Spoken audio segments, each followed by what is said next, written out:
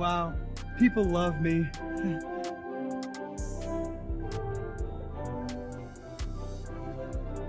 Oh, honey. Remember when Snow White was just a simple fairy tale about a girl frolicking with birds and squirrels, then getting kissed by a borderline creepy prince while passed out? Well, buckle up, because that era is officially over. This reboot didn't just take a sharp left turn, it drove off a cliff, exploded mid-air, and crash-landed right into Hollywood drama century. We're diving into the catastrophic fallout of Rachel Zegler's Snow White scandal, how she turned Disney's Happily Ever After into a PR apocalypse, and the jaw-dropping shade thrown by her co-star Andrew Burnap. Yep, he's done keeping quiet, and what he's allegedly spilling. It's career-ruining stuff. So, once upon a time, Disney thought casting Rachel Zegler as Snow White was their golden ticket. She had just slayed West Side Story, had the perfect princess face, and the whole Gen Z audience was supposed to eat it up. Disney thought they were in their ratatouille bag, serving fresh, modern magic. But what did they actually cook up? A flaming disaster. Instead of a fairy tale, we got the main character of a viral Twitter thread titled "How to Destroy a Studio in 10 Interviews." And girl,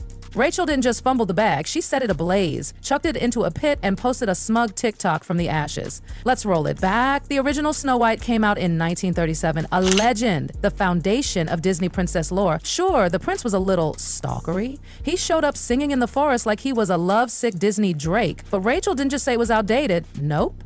She roasted the prince. She called him a straight-up stalker. Not exactly the best promo vibe for a movie centered on that exact love story. You've told me before that your version of Snow White is different, and it's more of a 2022 version of Snow White.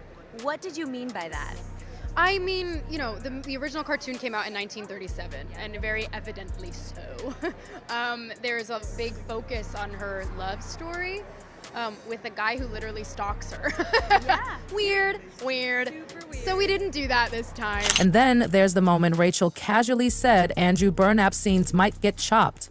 Like, who knows? It's Hollywood, baby. Excuse me? Imagine being Andrew Burnap, Broadway darling, Shakespeare veteran, working his butt off to finally land a big studio role, and then your co-star goes on a press tour throwing your entire character under the bus like you're her ghosted Hinge date. But wait, she didn't just roast the prince. She dismantled the entire romance angle, said the love story was irrelevant. Meanwhile, poor Andrew's out here like, am I a joke to you? It's really not about the love story at all, which is really, really wonderful. And whether or not she finds love along the way is anybody's guess until 2024.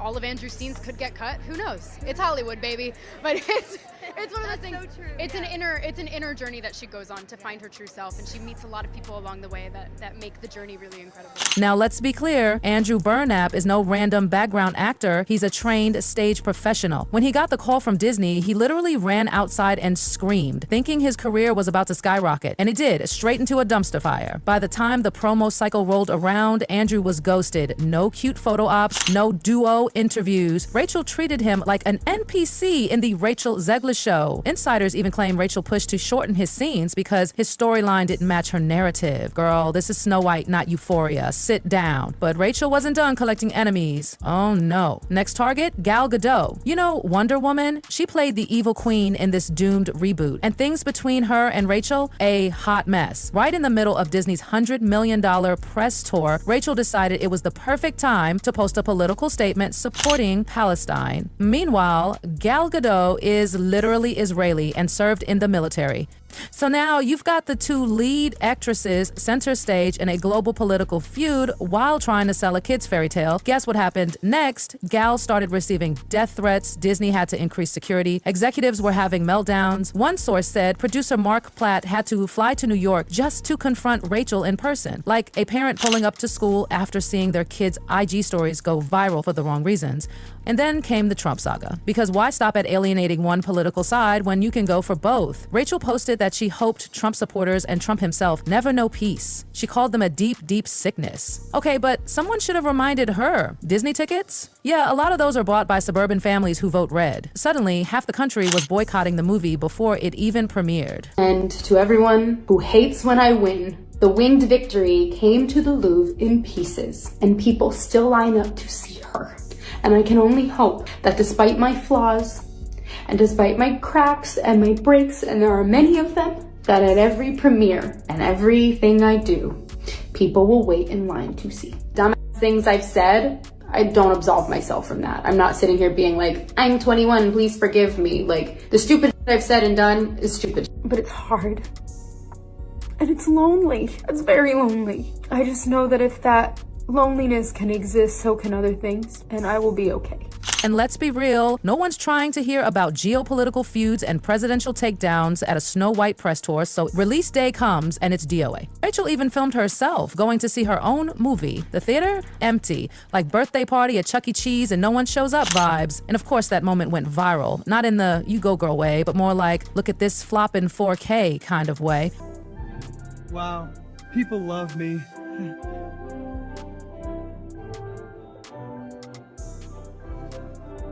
And imagine, you're the star of the film, and the only thing emptier than the seats is your chemistry with your co-stars? Brutal.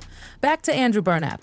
After the disaster, he vanished. No press rounds, no red carpet, nada. Fans noticed he started subtly erasing the movie from his online presence. And can you blame him? He signed up for a magical role and ended up in the middle of a PR train wreck. And here's where it gets juicy. Sources claim Andrew started leaking tea. Allegedly, Rachel tried to control the production. She wanted edits, demanded her character be the sole dominant force. No prince, no rescue arc, no love story. Just her slaying while the dwarfs filed taxes in the background. Oh, and there's a scene in the movie where Andrew's character accidentally calls himself Princess Jonathan, played for laughs, but fans say it felt like emasculation. Some even dubbed it a Hollywood humiliation ritual. Wild, right? Andrew's character went from romantic lead to walking punchline. And Rachel? Her rep in Hollywood is circling the drain. Word on the street is studios are now calling her too exhausting to deal with. Not edgy, not bold, just exhausting. The fallout didn't end there. Apparently, Disney shelved other live-action remakes because of how bad this one bombed. Yes, Tangled got the axe. Rapunzel's future was cut because Snow White couldn't stay off social media. And if you thought Rachel and Gal Gadot made up after all that, think again. At the LA premiere, they dodged each other like exes at a party. Gal did her Disneyland promo alone. Rachel did hers alone. Not a single group shot, not even a repost. Rachel even posted her thank you farewell, but didn't mention Gal at all. She name-dropped the grip guy, the catering team, and somehow forgot the co-star who played her movie's villain, Cold. Later, Gal gave a subtle clapback. He said there was a lack of understanding behind the scenes. Translation, I'm never working with her again. For the following, the most important thing when you are working on a film is teamwork. And when you have characters like the Evil Queen and Snow White, you expect teamwork to play a role in the creative process when you are trying to put something special together. We didn't really have teamwork, and there were many setbacks that we had to deal with during this entire process. And I just found that to be very... So what did we learn from all this? Disney thought they were serving Gen Z magic, but instead they set the castle on fire. Rachel Zegler went from future of Disney to walking PR cautionary tale. Andrew Burnap lost his big break. Gal Gadot caught strays. And the audience? We just wanted a fairy tale. Some animals singing, a cute dress, a little romance, not TikTok drama and geopolitical chaos. In the end, the movie tanked. Theaters were empty. Disney went into cover-up mode. They pulled the movie from theaters, yanked it off marketing, scrubbed it from existence like it was a bad tattoo. No final promo push, no streaming celebration, just silence.